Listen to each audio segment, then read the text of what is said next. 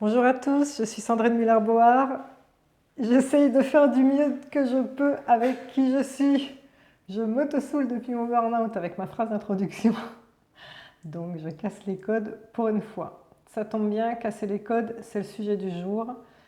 Je voudrais répondre à la question comment aider les enfants cristal et arc-en-ciel que vous m'avez posée. Alors, j'ai fait un YouTube sur qui sont les indigos, cristal et arc-en-ciel et je vous invite à aller regarder là en dessous, je vous mets le lien de c'est quoi ce YouTube. Donc je ne vais pas revenir dessus. Je réponds donc aux parents qui demandent comment aider ces enfants cristal et arc-en-ciel. Je m'adresserai à vous aussi cristal et arc-en-ciel puisque certains sont même dans la vingtaine et me suivent, je le sais.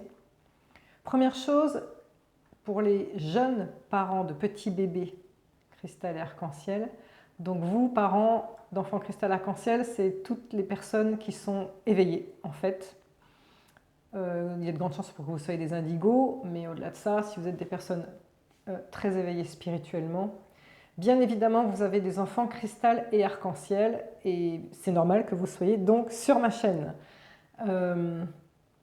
Quand ces bébés sont tout petits, nourrissons, il faut savoir qu'on retrouve ça dans les textes sacrés égyptiens et dans les textes amérindiens notamment.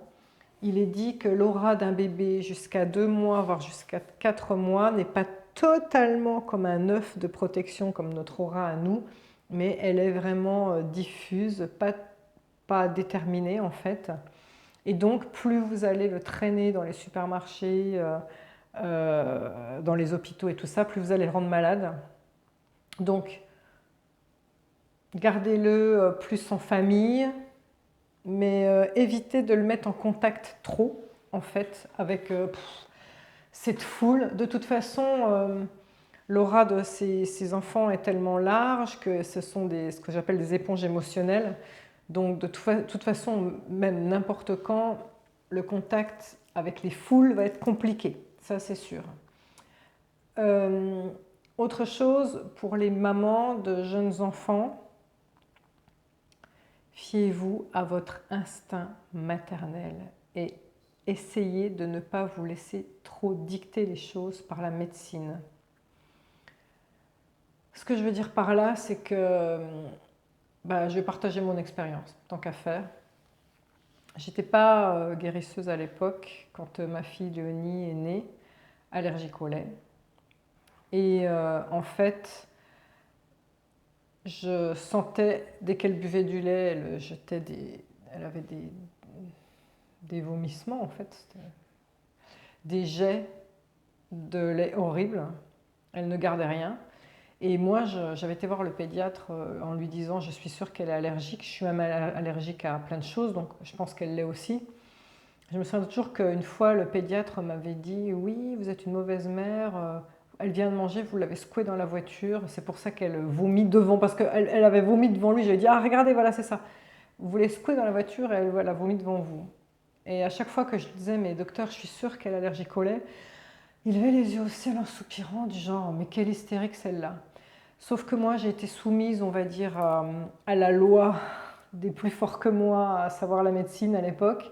Je ne me suis pas affirmée. Résultat, ma fille, j'ai dû l'amener aux urgences à 4 mois parce qu'elle refusait de s'alimenter. Et c'est là qu'on a découvert qu'elle était totalement brûlée par une œsophagite et donc elle est en train de se laisser mourir parce que le simple fait d'avaler quoi que ce soit la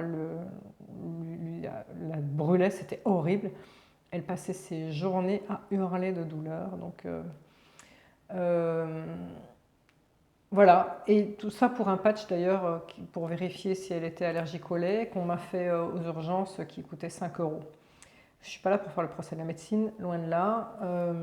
En revanche, je suis là pour partager mon expérience et dire que à vous, maman, si un instinct vous dit que ça ne colle pas, battez-vous. Allez voir d'autres avis, allez voir d'autres personnes. Vous ne laissez pas dire, en fait, vous ne laissez pas dire surtout que vous êtes une mauvaise mère et que vous allez contre vos instincts. Ça, c'est sûr.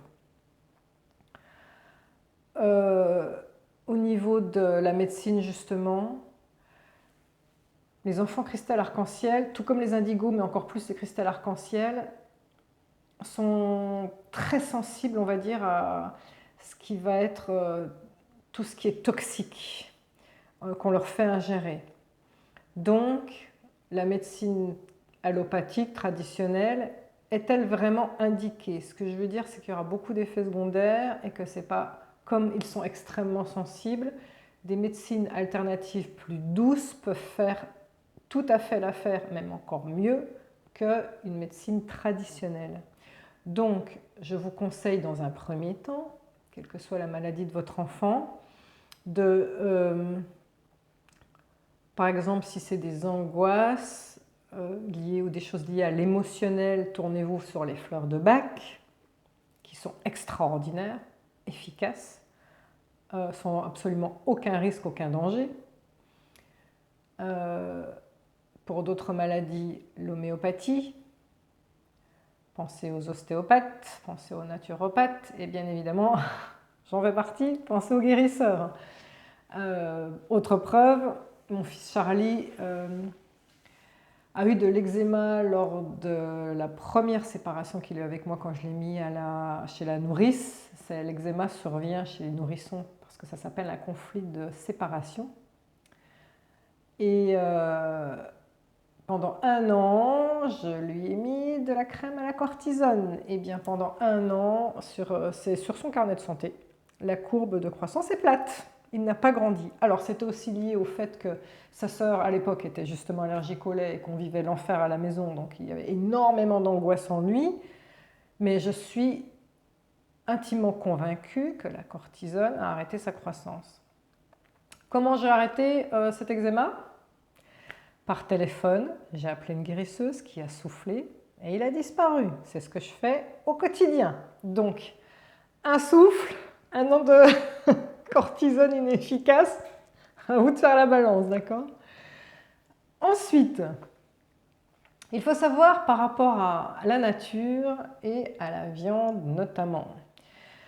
Les enfants cristal arc-en-ciel sont des enfants qui ont une empathie innée pour la Terre et ses habitants. Ils vont se préoccuper très vite de comment avoir les bons gestes écologiques et très vite, vous allez remarquer qu'ils vont demander d'eux-mêmes à ne plus manger de viande. Mes enfants très jeunes m'ont dit « on ne tue pas d'autres espèces. Il est hors de question que je mange un être vivant, quel qu'il soit. » Très jeune. Donc, eh bien, surtout, ne cédez pas à la pression de l'opinion générale qui veut que si on ne mange pas de viande, on ne grandit pas. C'est pas vrai. C'est pas vrai pourquoi? Parce qu'en Inde, en moyenne, les habitants mangent 100 grammes de viande par an. Ça veut dire que la grande majorité de la population est végétarienne et il ne me semble pas qu'ils se portent si mal que ça en Inde, d'accord? Le principe, renseignez-vous il y a des livres de recettes ou vous allez trouver des YouTube ou peu importe sur tous les sites internet de recettes véganes ou végétariennes. Le principe est d'avoir au moins 3 éléments dans l'assiette: légumes, les graines, par exemple, je sais pas, le quinoa, le riz complet, les blis, c'est une marque, peu importe. Légumes, graines, légumineuses. Les légumineuses, ça va être les lentilles, les haricots rouges en grains, les haricots verts en grains. Et donc en fait, les lentilles, il y en a plein de sortes, hein, les lentilles vertes, corail, noires, les pois chiches. Bon.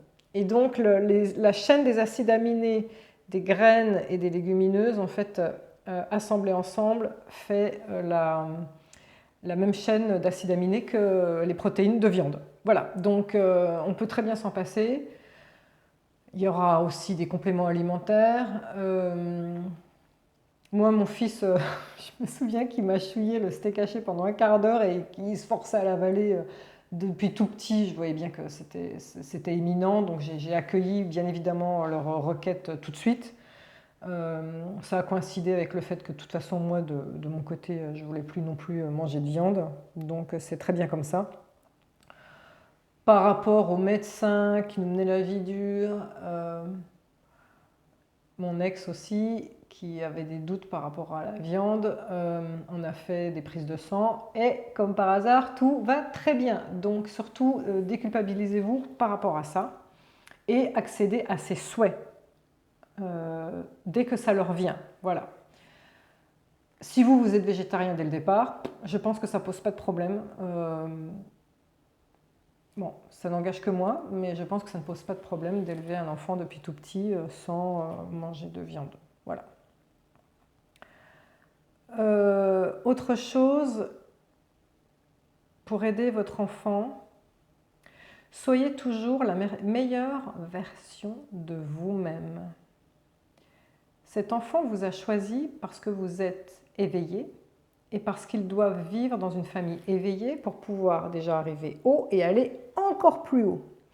Donc, soyez à la hauteur de qui vous êtes. Cherchez toujours à être la meilleure version de vous-même. N'oubliez pas que votre pensée à leur égard est très créatrice et constructrice. Donc, n'ayez pas d'angoisse sur votre enfant. Oh mon Dieu, est-ce qu'il ne va pas flancher ses études? Est-ce qu'il va être accueilli dans tel groupe d'enfants? Comment ça va se passer? Parce que des pensées négatives, du genre il va se faire laminer, font des projections sur votre enfant qui fait que vous risquez de faire arriver ces choses-là. Donc ayez toujours une version très positive de comment ça va se passer. Nourrissez-le de ces pensées positives. Et ce qui est important aussi, c'est que ces pensées doivent être en parole vis-à-vis de votre enfant, mais dans votre tête aussi. J'ai fait l'erreur, moi, je raconte ça dans un YouTube qui s'appelle « Comment j'ai sorti ma famille du fond du trou ». Mon fils vivait l'enfer et je l'en ai sorti d'ailleurs, justement. Je me suis rendu compte que face à lui, je disais « Allez, tu vas y arriver, tout va bien, tout ça ». Et dès qu'une copine me disait « Comment ça va ?», je disais « Il va se faire laminer, c'est pas possible, on s'en sortira pas ». Et ça, c'était pas possible. J'avais deux discours. Or, n'oubliez pas qu'une pensée, c'est une onde cérébrale, c'est une forme pensée, quelque chose qui flotte dans l'astral. Un son, on l'entend, hein, c'est une onde voilà, qui sort aussi. Donc, votre enfant a beau ne pas être là, tout ce que vous pensez, c'est là. Voilà, et c'est capté. Donc ça, c'est très très important à comprendre. Du coup, donc, soyez la meilleure version de vous-même et dites toujours la vérité. Même si vous pensez que votre enfant n'est pas à même de comprendre. Je m'explique. Un enfant de 2 ans qui vous dira c'est quoi la mort, eh bien vous lui dites votre version, quoi. La mort, ça veut dire que ton corps, c'est un petit peu comme une coquille d'œuf qui est là, qui va se régénérer, qui va être mangé par des vers, et puis ça va nourrir la terre, par exemple. Et puis, il y a autre chose à l'intérieur de toi, il y a ton âme. Et ton âme, elle va aller vivre ailleurs, et puis après, elle va choisir de revenir dans un autre corps. Et d'ailleurs, souvent, les enfants, quand je leur ai tenu ce discours, moi en tant que thérapeute, me disent « Ah oui, oui, je me souviens, j'ai choisi ma maman quand j'étais là-haut, j'ai choisi mon papa, j'ai choisi mes parents, je me souviens de comment c'était. » C'est incroyable, jusqu'à l'âge de 7 ans, vous allez vous tenir des discours incroyables sur ce sujet-là. Donc des enfants, moi j'en ai vu qui étaient en détresse, même s'ils avaient 2 ans, 3 ans, je ne me gênais pas pour leur dire, je parlais à leur âme, quoi, je m'adressais à leur âme, pas à leur intellect, pour leur dire, mais tu viens d'une planète où on prend soin des autres, on prend soin de la terre, on prend soin des animaux. Et toi, tu as choisi de venir ici sur cette terre-là, tu as choisi tes parents, tu as choisi de venir ici parce que on a besoin de toi, tu as des talents que d'autres n'ont pas et il va falloir que tu ailles chercher à l'intérieur de toi ce qui t'anime, ce qui te nourrit, ce qui te plaît, c'est ton talent et c'est ça que tu vas mettre au service des autres. Et donc justement, chers parents, votre mission, elle est là aussi, c'est-à-dire que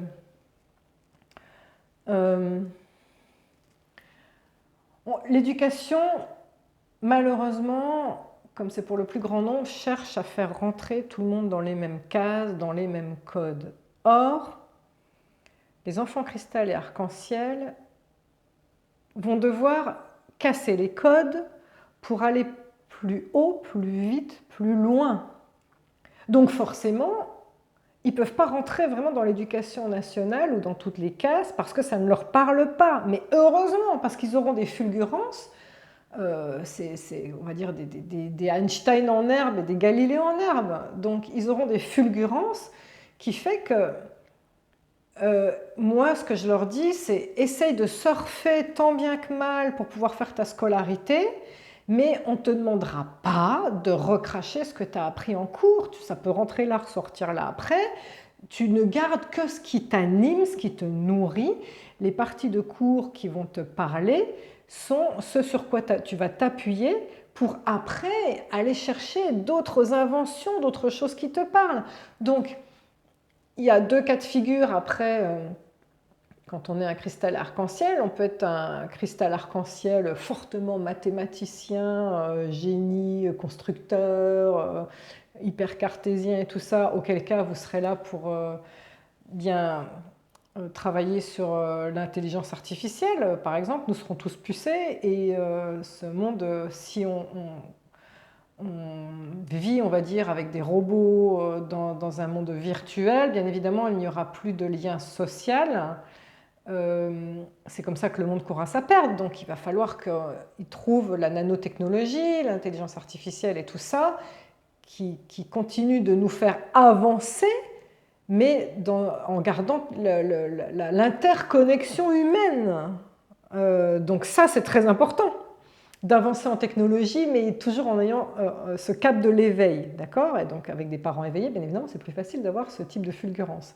Et puis il y a l'autre partie qui sont les cristals arc-en-ciel émotionnels, qui captent les émotions des autres et qui vont être de bons thérapeutes, quelles que soient les thérapies qu'on va mettre en place, et on a besoin d'eux aussi. Donc ce qui est important pour vous, parents, j'en parle dans un YouTube, je vais vous mettre le lien aussi là en bas, qui s'appelle « Quelle est ma mission de vie? La loi du Dharma », ça va être de dire à vos enfants, tant que tu honoreras qui tu es, ce qui t'anime, ta passion et confiance, tu seras à l'abri du besoin, je pourvoirai à tes besoins financiers.